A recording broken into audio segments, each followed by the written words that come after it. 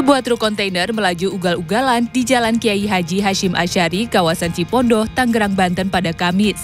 Dalam rekaman video amatir yang menjadi viral di media sosial, tampak truk dikejar sejumlah pengendara motor. Bukannya berhenti, truk justru melaju lebih kencang. Bahkan untuk menghindari kemacetan, truk itu juga nekat melawan arah. Laju truk terhenti setelah tersangkut pembatas jalan di Tugu Adipura. Setelah terhenti, truk dan sopirnya langsung menjadi sasaran amukan warga. Aksi ugal-ugalan itu mengakibatkan sejumlah orang tergeletak di jalan karena tertabrak. Laju truk juga menyebabkan sejumlah kendaraan rusak. Saya nggak tahu itu, tiba-tiba saya ditabrak, terus rem saya belum. Terus saya nabrak yang di belakang, mobil pribadi saya dan warna hitam itu.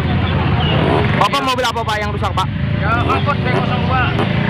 Apa aja sih Pak yang rusak Pak? Saya belakang sama depan, saya belakang ditabrak, langsung saya nyelonong depan. Terus saya nabrak mobil saya dan ya depan belakang saya kena. Kanitur Jawali Satlantas Polres Metro Tangerang Kota, AKP Sobari mengatakan, awalnya truk melaju dari arah kawasan Geraha Raya, Pasar Bengkok, Cipondoh. Setelah terlibat kecelakaan, truk dikejar warga dan berakhir di Tugu Adipura. Kita mendapatkan informasi dari masyarakat terkait adanya laka lantas yang berantai. Informasi tadi dari Tangerang Selatan, lanjut informasi dari Pinang. Nah, terakhir kita di sini ada namanya kendaraan yang lost control dikejar-kejar warga, akhirnya kita tangani. Kapolres Metro Tangerang Kombes Zaid Dwi Nugroho menjelaskan, peristiwa kecelakaan ini terjadi di beberapa tempat. Terdapat 4 korban yang menderita luka dan sudah dibawa ke rumah sakit. Hingga Kamis sore, polisi belum mendapatkan laporan adanya korban jiwa. Dari hasil pengecekan kita sampai saat ini, ada 4 korban, 3 perempuan, 1 laki-laki. Saat ini dirawat di IMC dan 1 lagi adalah pelaku, yaitu sopir dari kontainer ini, yang saat ini sedang dirawat di IGD Rumah Sakit Umum Daerah Kabupaten Tangerang. Polisi masih melakukan penyidikan terkait kronologi dan penyebab pasti kasus kecelakaan beruntun ini. Sopir truk belum dapat diperiksa karena masih harus mendapatkan perawatan medis. Tim Liputan CNN Indonesia.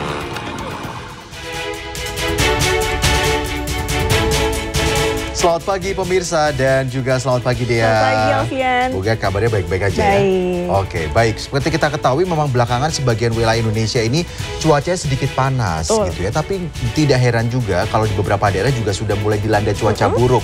Tampaknya kita memang patut harus berhati-hati ya untuk beraktivitas di luar rumah. Betul sekali Alfian. Apalagi ini ada informasi di Muaro Jambi, hujan deras yang disertai angin puting beliung menerbangkan atap sejumlah rumah warga. Nantikan informasinya bersama saya Dea Kartika. Dan saya Alfian Raharjo. Inilah Redaksi Pagi Mendalam Terpercaya.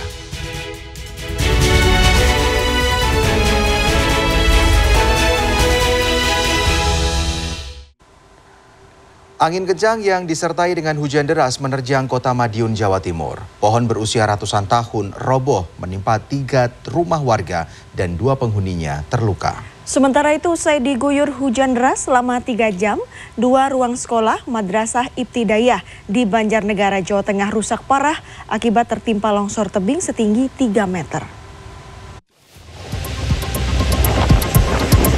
Rekaman amatir ini menunjukkan angin kencang di Jalan Dr. Sutomo, Madiun, Jawa Timur pada Kamis petang, membuat sepeda motor kendaraan terpaksa berhenti.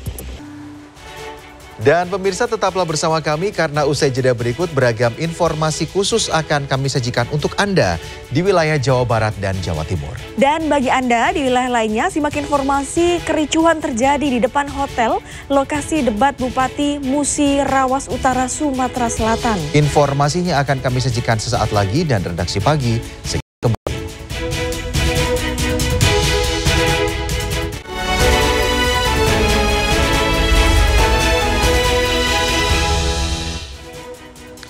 Truk syarat muatan buah salak terjun bebas ke dasar jurang sedalam 10 meter di Jalan Raya Wonosobo, Temanggung, Jawa Tengah. Sopir truk selamat. Sementara di Kabupaten Pasuruan, Jawa Timur, sebuah minibus yang mengangkut rombongan siswa SMK asal Sidoarjo oleng dan menabrak pembatas jalan di kawasan Prigen. 4 siswi menderita luka.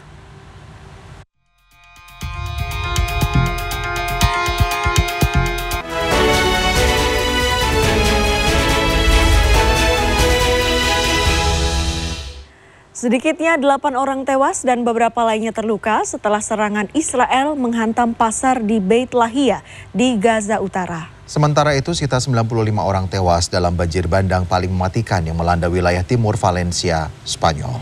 Informasi ini sekaligus menutup perjumpaan kita di Redaksi Pagi.